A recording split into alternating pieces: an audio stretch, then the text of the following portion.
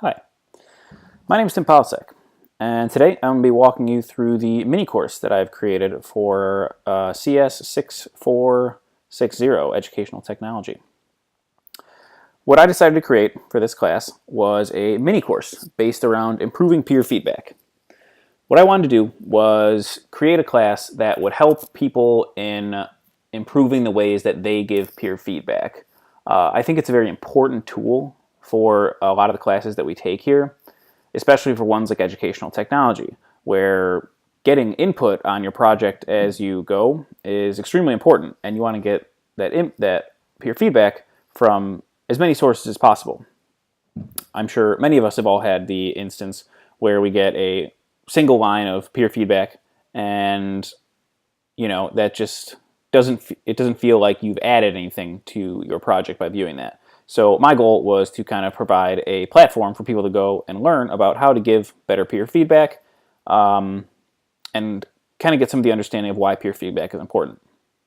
So I decided to build my course around peer feedback on this site here called Open Learning. You can see the address page for it up here. I'm signed in as a generic Georgia Tech student, kind of a dummy account I've created for gaining some peer feedback in this class. And I'm just going to walk you through the course and kind of explain a little bit of it as we go, kind of piece by piece. So this is my initial homepage that I created. There's a welcome video here that you can see that explains the class. There's a guide here that tells you what you're going to learn about, kind of provides some focus questions for the lessons that'll be shown. There's some course information here describing some course goals. And there's a sort of schedule here as well, based on a pace that I think people could do, in one sitting. I did try to put too many lessons into one sitting, and you should be able to get it done in a few hours if you were to be able to power through. So we're going to go through some of these sections here. So if you want to go into a new section of the course, you'll head over here to Learning Activities, and that'll bring up a nice little menu here. And we can see the several sections of my course. First off, we're going to have the history of peer feedback. So I've got a little description here. You can learn about the origins of peer feedback and review. Why do people ever need others to look at their work in the first place? When and where did peer review begin?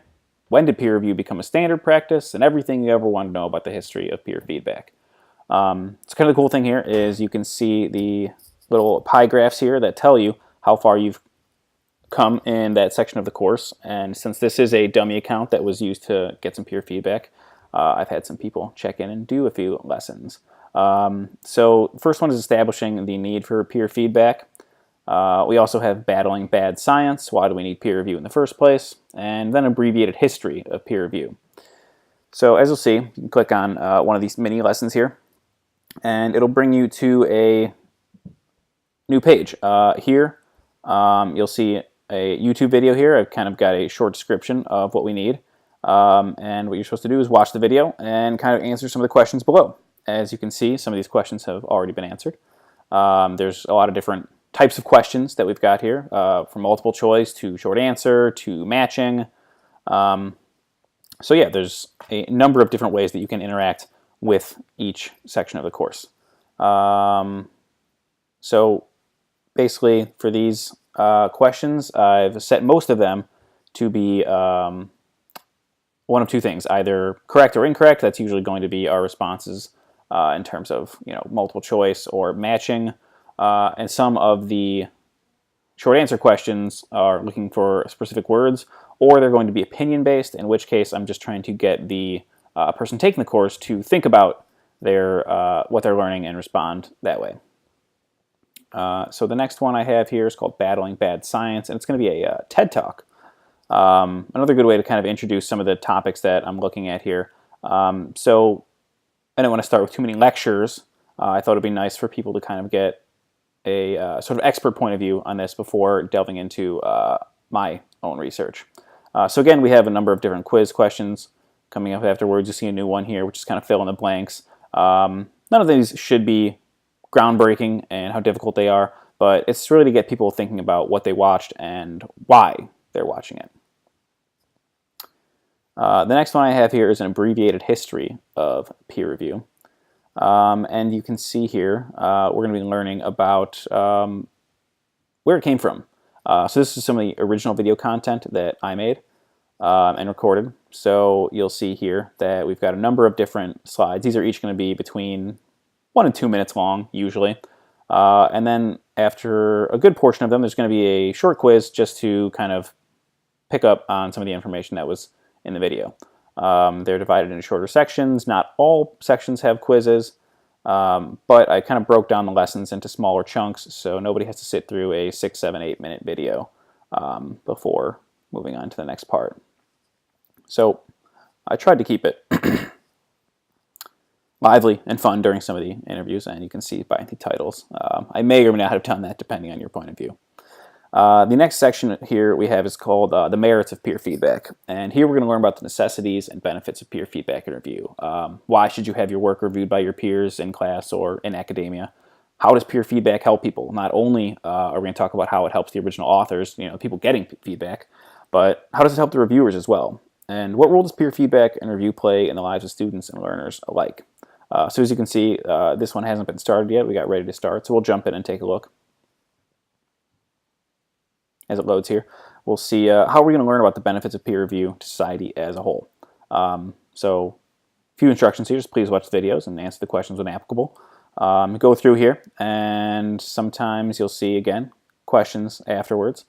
But again, this is almost all original content based on the research that I've done. And usually at the end of our last video here, in a section, you're going to see kind of like a works cited to see where I got a lot of the information coming from. The next one we can check out is here, and that is going to be the peer review in me section. How does this help me in my own writing?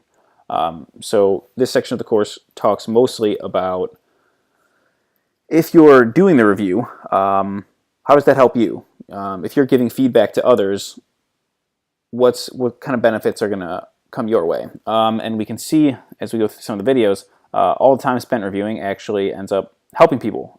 You end up becoming a better self-regulator. You're able to kind of accept other people's feedback in a more positive light because you realize some of the work and effort put in giving feedback yourself. And it actually is helpful. So this is one of the more interesting sections, I think. Then we also have peer review and others. How does it help other people's work? This one's pretty simple. Thinking that people getting review is helpful, but we want to understand exactly why getting review is helpful and how we can use it to benefit our own writing. So again, watch the videos, answer them below. The third section of the course, and you can kind of see here, completed, it'll tell you how much of the work you've gotten done thus far.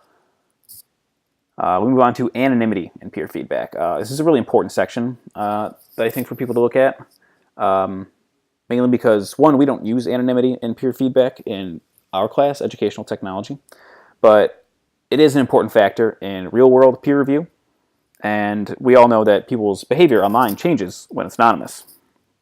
So we're going to learn about the different levels of anonymity and peer feedback. Should feedback tools allow total anonymity? Double blind? Should one party's identity be open for discussion, not the other person's? And we're also going to look at what role bias plays in giving feedback. So the first section here is going to be the most intensive, and it is about the power of anonymity. How does being anonymous online, affect our behaviors? And this section is actually quite one of the longer ones here. We've got about 12 sections of the videos here, and again, there's going to be sections that follow up with questions, and also we see here, kind of linking to an article in an outside site where you kind of hop over there, read the article, come back, and answer some questions about it that's related to the topic at hand. And yeah, I think this is really important to kind of realize how people's behaviors change when they're anonymous, especially if we're going to be doing anonymous peer reviews, especially if you're looking to get published, things like that. You're going to have to go through the peer review process, and there's going to be some anonymity involved in that. So the next one is another kind of TED Talk, which I always find interesting. And it's the case for anonymity online. Why should people be allowed to be anonymous online? And what's the kind of case for that? We also can move on to the next section, take a quick look. Identifying bias in peer review. I found it was really important to look at this because one of the reasons for anonymity in peer review is that it helps eliminate some of the biases that we may have, either consciously or unconsciously, and helps either giving feedback or receiving feedback a little bit more fair and balanced. We don't have to worry about who is and who is not the author, who is not the reviewer, whether that's because of race, gender, sexual orientation, anything like that, or even because someone you know wrote the feedback, or someone you know, one of your friends wrote the original, was the original author of the paper. So bias is a pretty important thing to talk about when learning about peer review. The last section in this portion of the class is anonymity and educational outcomes. How does a lack of identifying characteristics affect students in the classroom?